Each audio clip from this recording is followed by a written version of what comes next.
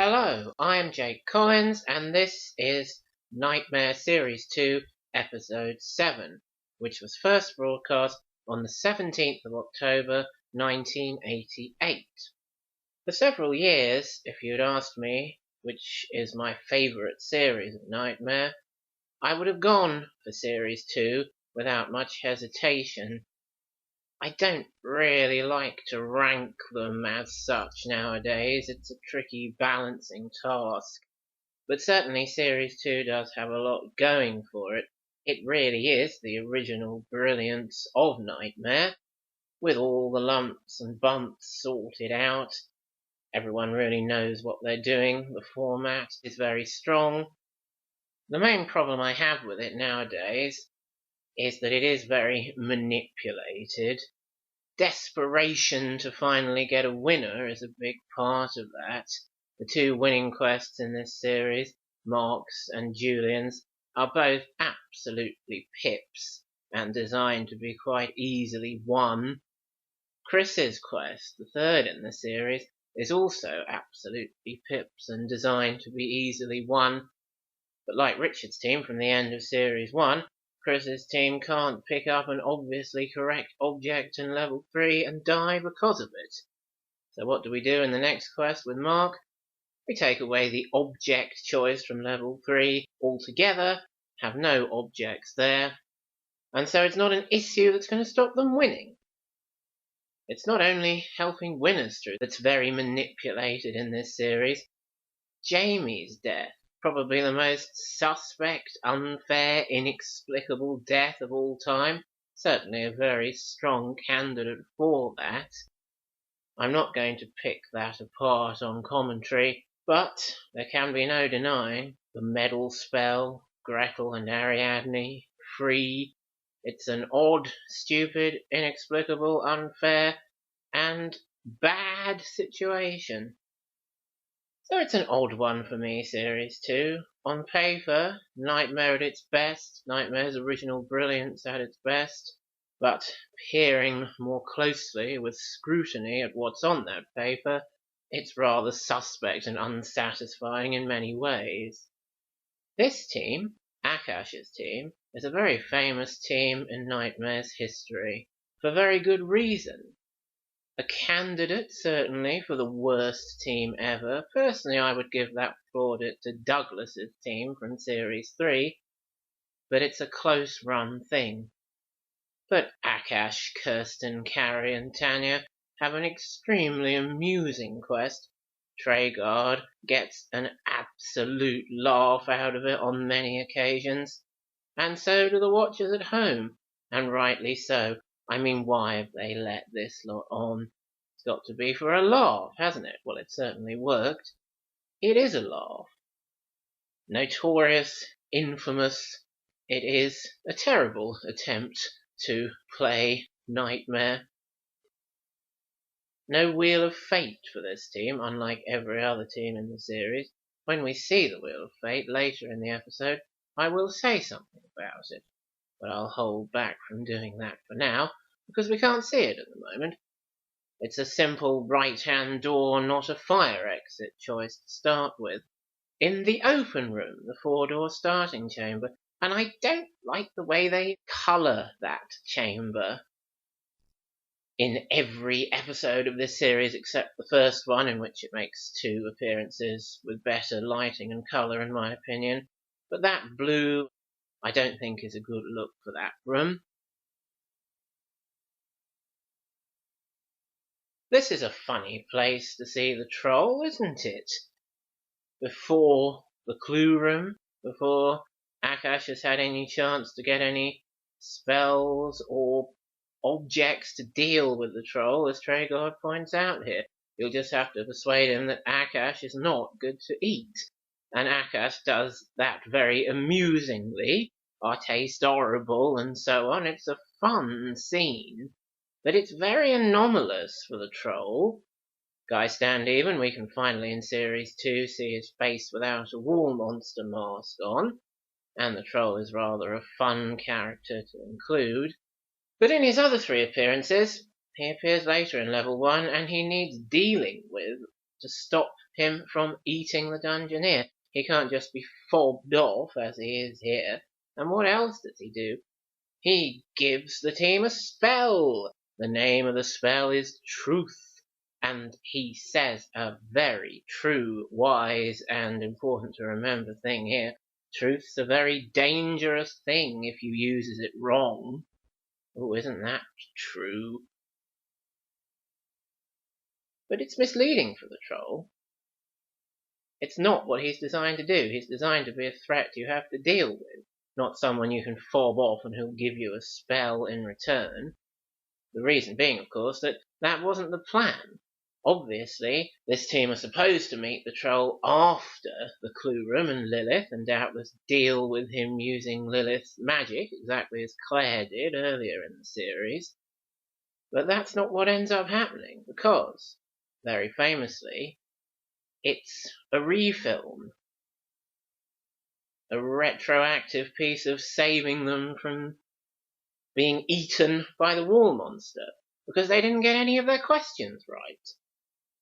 Yes, every other team, even Douglas's team in Series 3, in the first 3 series, can manage to get at least one wall monster question correct, and go on at least a little further into level 1 before dying. But Akash's team can't, and they had to be given the truth spell with going back and refilming and using the troll in a different and surprising way, so they could get through the clue room here.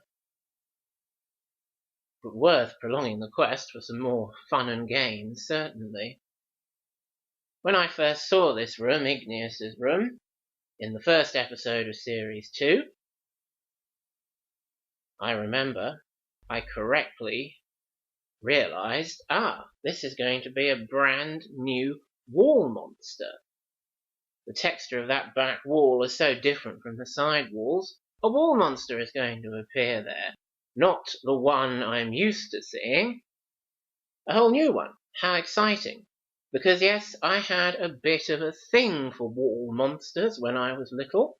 When I was 4, 5 and 6. I liked them. I enjoyed watching them. I was also, in some ways, quite scared of them. Quite nervous of them. When I wasn't sure exactly how real or not real Knightmare was. I used to look at the wall next to the stairs door in our house. Not everybody we knew had a stairs door, and most of them couldn't cope with even the concept of a stairs door.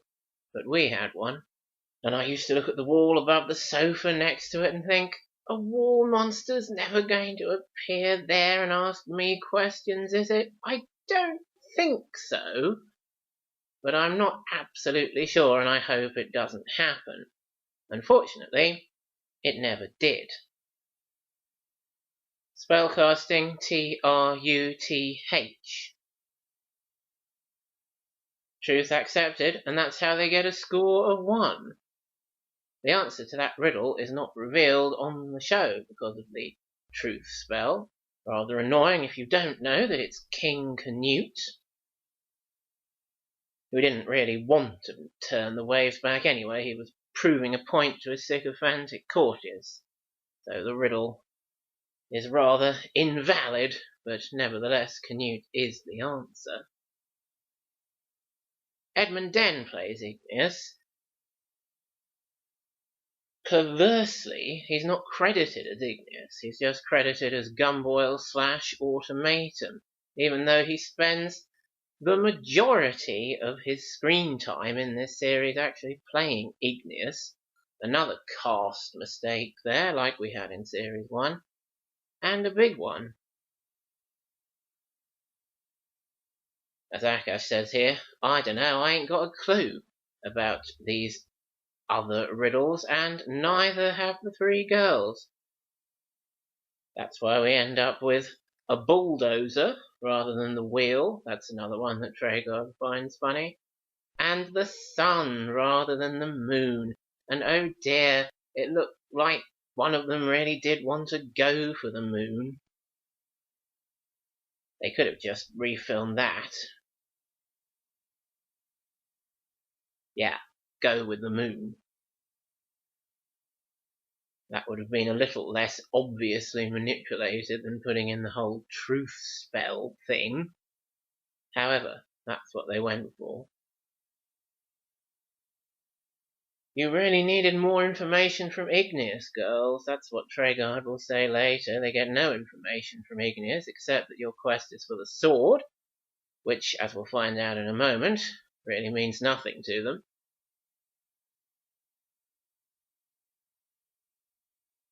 They probably really only have to take the ice pack to make it through to level 2 and perhaps have a bit of a laugh there before being killed. But they don't. The ice pack, an interesting, unusual, and doubtless vital object, is left behind.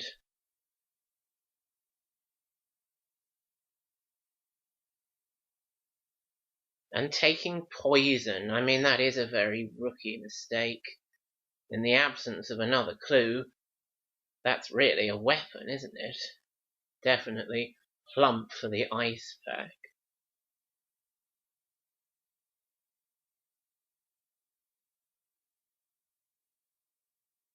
Here we are, the great corridor of the catacomb. Again, they're trying out some different lighting here, aren't they? I don't really like this green lighting, but it matches the Totodile. So I guess it works okay in this case. Tregard's very frustrated here. What's your quest? What's your quest? Can't you even do that?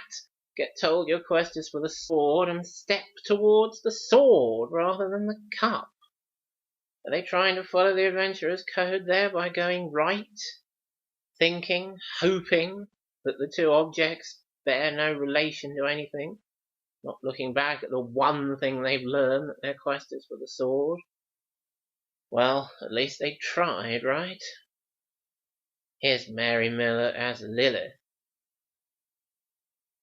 Some more excellent work from her here, with her hangover. She distinctly remembers sending for a headache healer. Yeah, does she really believe that? Well, we don't. But if only Akash had taken the ice pack,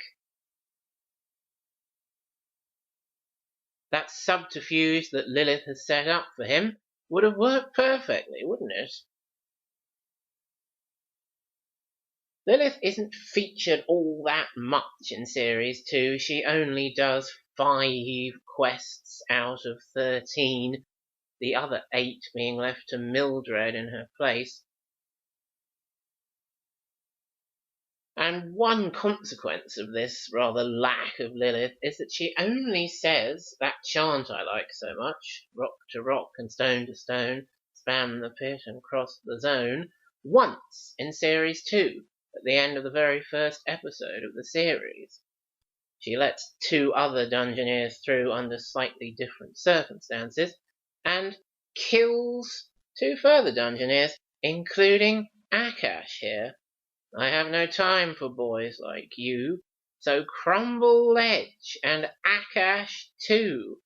Well, Mary Miller delivers that very nicely anyway, just as she does the old rock to rock and stone to stone stuff. By the way, I didn't mean to imply on my first commentary that you have to be a younger viewer to enjoy Mildred. Many older viewers of Knightmare do enjoy Mildred, but I do think she might be something that younger viewers could enjoy about the early series. And there we are, Tregard's second ooh nasty. When a Dungeoneer dies, the first one being with Danny in Series 1, it's going to become quite a catchphrase of his, of course, starting next time with Series 3. But yes, he really meant it there. Poor old Akash. Down in the pit where you dropped him. That's a pretty accurate way of describing what happened there. An absolutely terrible quest, but great fun to watch while it was actually happening, as Tregard discovered, and every time you can come back and watch it, as I am always reminded when I do so. Here are Neil, Jason, Craig and Mark from Newark. Another quite famous Knightmare team. Really, for their death, which is in episode 9, because it is very incomprehensibly stupid of them to die in the way that they do. They add an extra stage to the spell casting ritual. Instead of taking the name of the spell, spelling it out, and thus activating the spell, they take the name of the spell, think of a synonym, spell out the synonym, and thus the spell does not activate no matter how many times they try it. The shovel spade fiasco.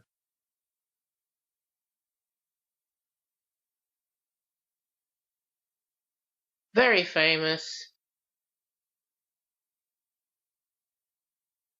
very memorable, and yes, if you can't be a good team, at least be a memorable team, and Akash's team and Neil's team have certainly earned that status. Here we are at the Wheel of Fate. I hate the Wheel of Fate. I hate the mess they've done reflecting, flipping this snakes and scorpions room and lighting it all funny. I hate the 3 spinning rooms, particularly as the choice of which one the Dungeoneer is going to is not up to the team. It's completely predetermined.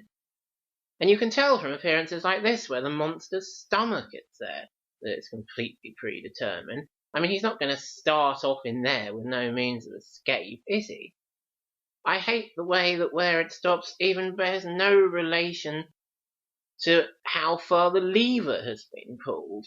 Sometimes the wheel stops before the Dungeoneer has even touched the darn thing. Sometimes it stops when the lever's way down as far as it'll go. I don't like the atmosphere of it. It's a horrible piece of obvious manipulation. The Wheel of Fate is on my blacklist. However, this character, Folly, played by Alec Westwood, is very far from my blacklist. This is an interesting scene here in this badly coloured and lit version of the open 4-door starting chamber, because it is the first time that a team actually chooses the object of their quest, and it's the only time before Series 4. It becomes really standard practice.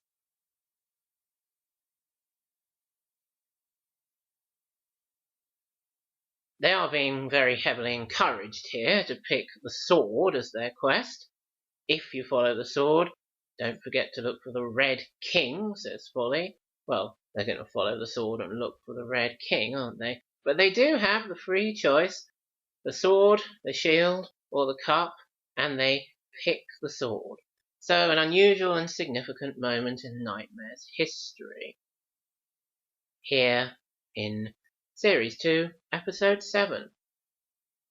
You know, of all the characters who, for whatever reason, don't make it into Series 3 after Series 2, which includes all the original cast of characters except for Treguard and Merlin, Folly is the one that it's the most shame not to see there, in my opinion.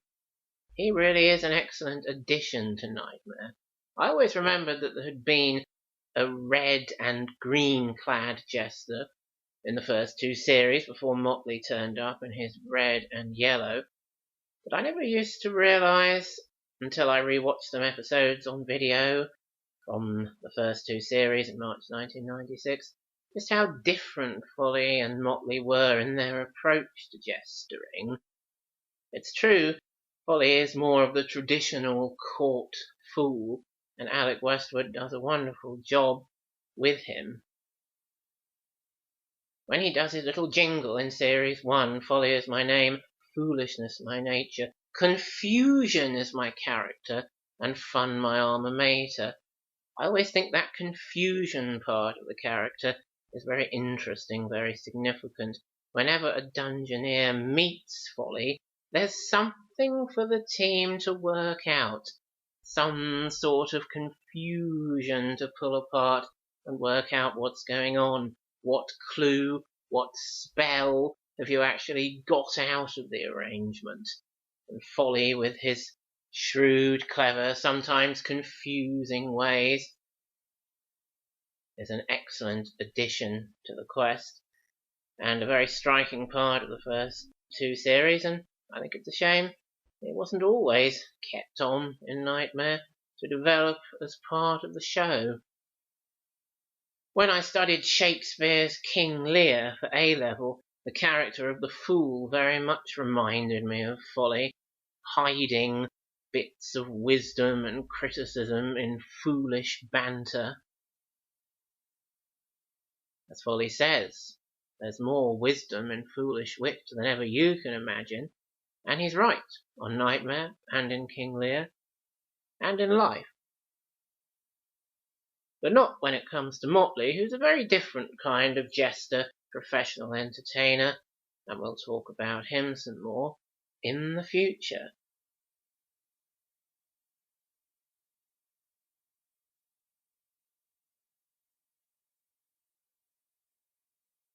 Here's Granitas. I was talking earlier about my enthusiasm for war monsters, and Granitas really has to be my favourite war monster. When I was watching Series 1, that was where my love and fear of war monsters originated, thanks to Granitas, not to Olgarth. Well, when I first watched Series 1, I thought the war monster's name was Granitas. I had absolutely no concept of Olgarth. And when I finally managed to watch all of Series 1 through again on video by the end of 1999, I realised why. Olgarth disappears from Series 1 after the first 2 episodes. He does teams 1 and 3.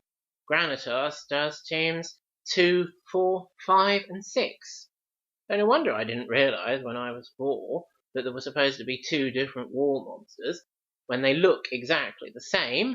And by the time I started realising, right, listen in, what's his name? Every time he turns up, he says, I am Granitas of Legend. That's why I thought it was Granitas in Series 1, Granitas and Igneous in Series 2. And in many ways, Granitas and Olgarth are pretty much the same character, but Olgarth does return in Series 2, and they only do 3 quests each, Granitas and Olgarth, leaving the other 7 to Igneous, the new character, who, like Mildred, gets that extra screen time as the series moves on. Because I guess somebody thought, well, we've seen enough of Granitas, Olgarth, Lilith. We should showcase the newer characters more. Despite only getting 1 riddle correct here, Neil's team are going to get helped along by being given some object information anyway.